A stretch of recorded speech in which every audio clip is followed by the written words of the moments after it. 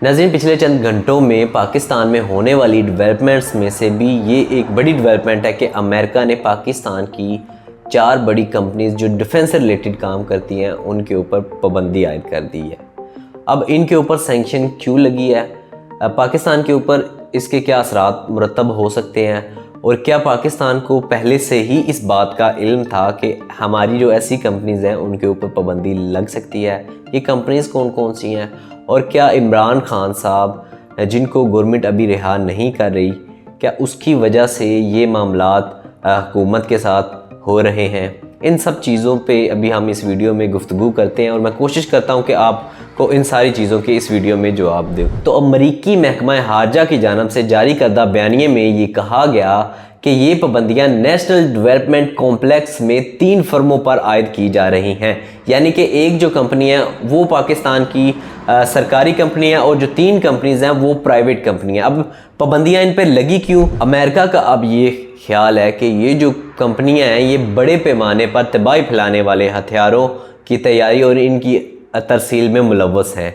पाकिस्तान का एक ballistic missile है जिसके बारे में अगर आपको नहीं पता तो ये आप अपनी स्क्रीन पे देख सकते हैं। पाकिस्तान का ये दावा है कि ये भारत के आखिरी कोने तक भी जा सकता है, ये मिडल ईस्ट में भी अगर पाकिस्तान यहाँ से फेंके तो जा सकता है और ये इसराइल पे भी फेंका जाए तो वहाँ तक भी इसकी रेंज है, वहाँ तक जा रहा है। अब इनकी तैयारी में ये कंपनियाँ पाकिस्तान की जो खिदमात हैं वो उनका अमेरिका का ख्याल है कि खिदमात सर अंजाम दे रही हैं जिसकी बुनियाद पर इन पर पाबंदियाँ आयद की गई हैं।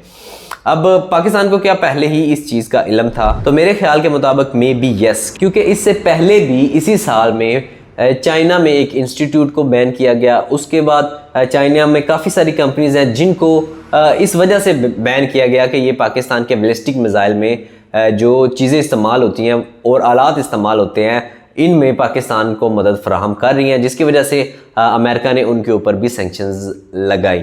और इसके अलावा पाकिस्तान और बेलारूस के ताल्लुकात के बारे में भी आपको पता है। बेलारूस का एक बड़ा वफद जब इमरान खान साहब इस्लामाबाद में उनकी पार्टी धरना दे रही थी तब बेलारूस का एक बड़ा वफद पाकिस्तान में आया। वहाँ पे आके उन्होंने 3-4 दिन का स्टे भी किया। ये मैं आपको इसलिए बता रहा हूँ क्योंकि इससे पहले इसी साल में इसी बात की वजह से कि ये भी पाकिस्तान की जो बैलिस्टिक मिसाइल है उसमें जो आलात इस्तेमाल होते हैं और टेक्नोलॉजी इस्तेमाल होती है उसमें पाकिस्तान को मदद फराहम कर रहे हैं और बेलारूस में भी ऐसी कंपनियों पर पाबंदी लगी है। इसलिए मैंने कहा था कि मे बी यस, पाकिस्तान को पता हो सकता है कि हमारी भी ऐसी जो कंपनीज हैं उन पर पाबंदी लग सकती है। अब ये कंपनीज कौन कौन सी हैं? इनमें एक सरकारी कंपनी है और 3 प्राइवेट कंपनीज हैं। इनमें national development complex, Akhtar and sons private limited, flights international और रॉक साइड इंटरप्राइजेज कंपनीज शामिल है। एक इनमें सरकारी कंपनी है और 3 प्राइवेट कंपनीज शामिल है। क्या अब आप कह सकते हैं कि इसका इमरान खान की रिहाई के साथ कोई ताल्लुक है या जो गवर्नमेंट इमरान खान साहब को नहीं छोड़ रही इसकी वजह से कोई इंटरनेशनल प्रेशर बिल्ड किया जा रहा है? कल जो डोनाल्ड ट्रंप के मैसेंजर ने एक ट्वीट किया था जिसके ऊपर जियो न्यूज़ ने रिएक्शन भी दिया था, उसका फिर स्क्रीनशॉट करके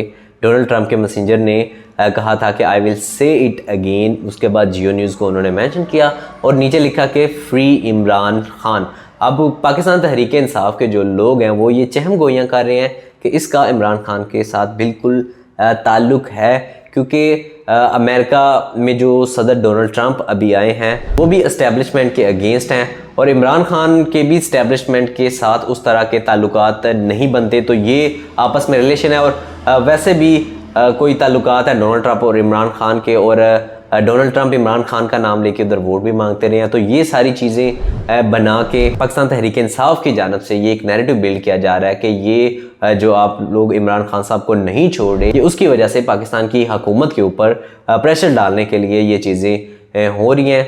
अब इसमें कितनी सदाकत ये तो आने वाले चंद दिनों में पता चल जाएंगी, क्योंकि जो ऐसी चीज़ें होती हैं ये ढकी छुपी नहीं रहती, ये सूनर और लेटर दुनिया के सामने आ ही जाती हैं। उसके अलावा जो अब इमरान खान साहब हैं उन्होंने संडे की कॉल दी है, अगर इतवार तक कोई पीसफुल मुज़ाकरात नहीं होते तो उसके बाद सिविल नाफरमानी की जो तहरीक है उसको वो चलाएंगे। अब आने वाला वक्त ही बताएगा कि इमरान खान साहब की रिहाई के साथ इसका कोई ताल्लुक है भी या सिर्फ ये एक रिलेशन बनाया जा रहा है। आप किसके बारे में क्या राय है कमेंट सेक्शन में ज़रूर बताएं। टिल देन टेक केयर, अल्लाह हाफिज़।